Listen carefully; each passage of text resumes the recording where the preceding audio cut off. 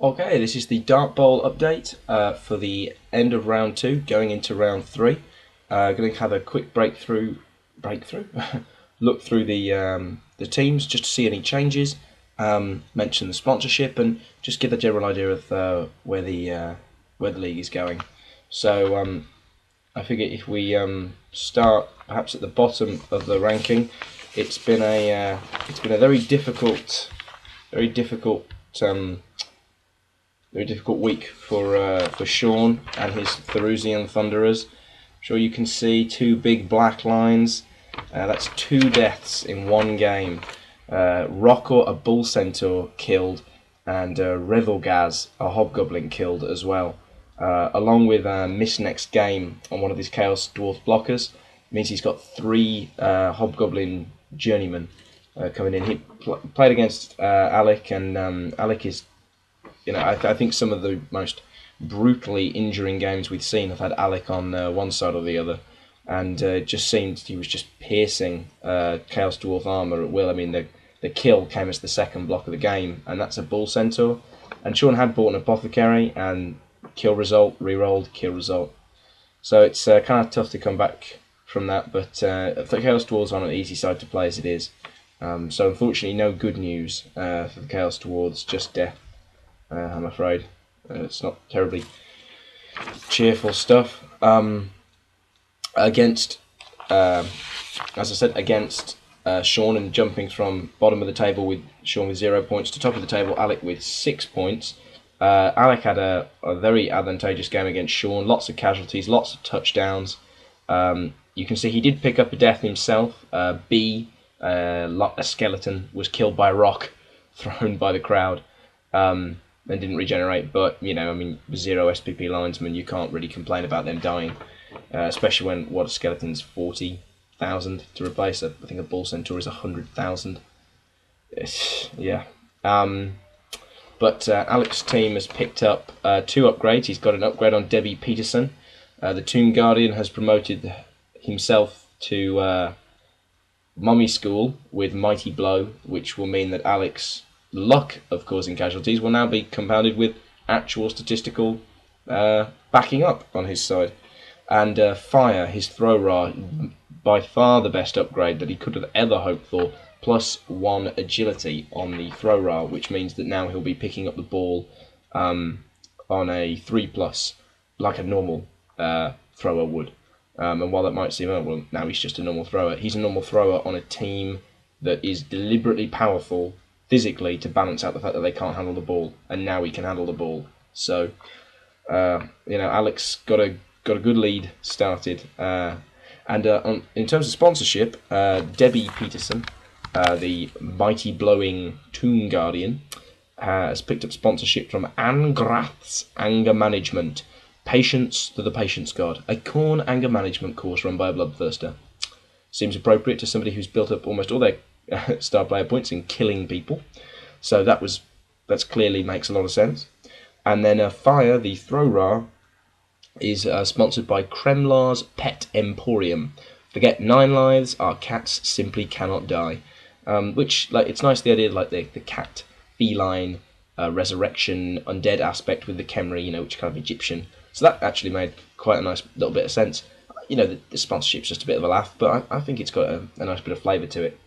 In terms of their next matchups, Shaun will be playing Ben's Skaven team, which, with the speed of that team, it could be another uncomfortable day for the Chaos Dwarves. They would be amazed if it's more uncomfortable. And Egyptian Disco will be playing High Elves, Jack's High Elves, which will be a very interesting matchup. I think that will probably be the matchup of that round.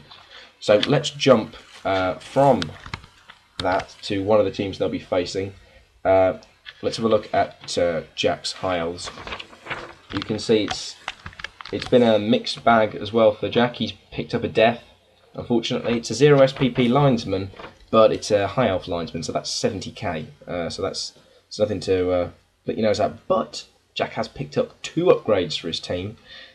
He's picked up Dodge on his Blitzer, Iron Lizard, which turns him into the only blodger in the league, which is hideously powerful when the only tackle skill is possessed by the Chaos Dwarf blockers, who Jack has already played.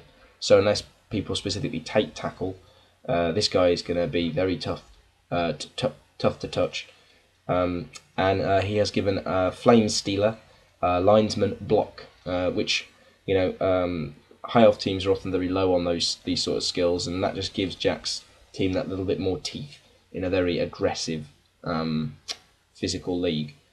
He's also bought a new player, a catcher. I'm not allowed to say the first names, so I'll just say Desert Walker. Hopefully he won't be walking too much.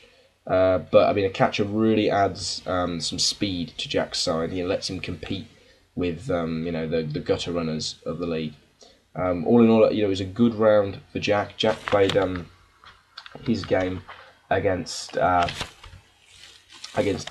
Chaos Pact team, who we'll look at in a second, and just played a game that he was high on confidence, and he's against a team that lacks almost any skills. And even though high elves do lack some skills, they've got those fundamentals: pass and block, and they've got the agility to make the game work. And Jack really made the most of that. So a really progressive game for Jack. And as I said, his next matchup will be against Shaun, and that could be a painful day at the office for high elves. But at the same time, their superior agility means that they might be able to keep out of the way. Jack played Dan with Average Tom's Gym, who are currently ranked technically 4th, but they're joint 2nd with 3 points, along with 3 other people. Quite a painful day. Dan picked up a death as well, Hugh Gadbury, and Javier Bunt, sorry, I've been saying it wrong. The Dark Elf Renegade, who was the only star in the first round, was seriously injured by a thrown rock. I suspect it could have been from the Chaos Dwarf sponsorship he's picked up. Perhaps some of the Chaos Dwarves that he played in the last round weren't too happy and may have flung that rock at him. But it means that Dan is without his star player for the next round. He didn't pick up any upgrades, unfortunately, but he has bought a new Marauder to replace his lost one. Rick Smith is his new player. But a bit of SPP here and there. It was a tough game. High Elves are a good side, and Chaos Pact, Dan's playing the only Tier 3 team, so I think he's doing a pretty good job with the side that he's got. He had some really good plays in his game. And that takes us... Dan will be playing in the next round. Spikey's Blue... No, he won't be. He'll be playing Shaun's 3... He'll be playing... I'll get it right eventually. He'll be playing Matt's Norse team. Let's look at Matt's Norse team now. Technically, in the league, they stand at 5th, but they're joint 2nd. But it was a painful game for the Stochastic Slashers. Not enough money to buy anything. They managed to pick up a minus agility on one of the linesmen. It's not the end of the world, but he misses the game. But no SPP at all. It was watching them play Ben Skaven. He didn't pierce armor until turn 7. He was being smashed to pieces by Skaven. It was a difficult game, and when gutter runners can really exploit just even a bit of an opening, and Ben used them to good effect for a solid win. It was a sad game for Matt because he just really didn't pick up very much. And his next game is against Chaos Pact, so it should be an interesting one because they're both coming off first round wins and second round losses. So one team will probably pull ahead slightly there. So not much good news on that front. Oh, we looked at Jack's team, but I didn't talk about the sponsorship.